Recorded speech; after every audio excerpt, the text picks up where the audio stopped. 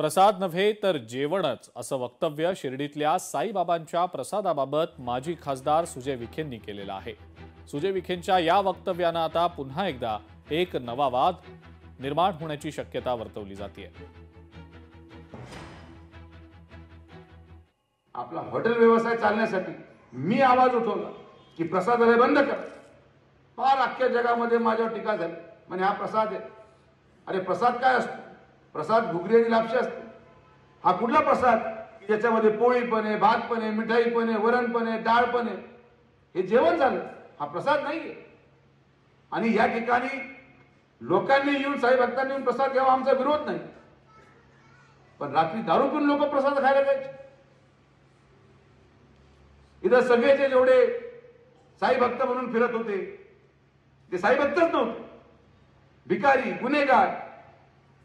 जेवायचं, 500 रूमला झोपायचं, परत सकाळी आपल्या कामाला लागायचं।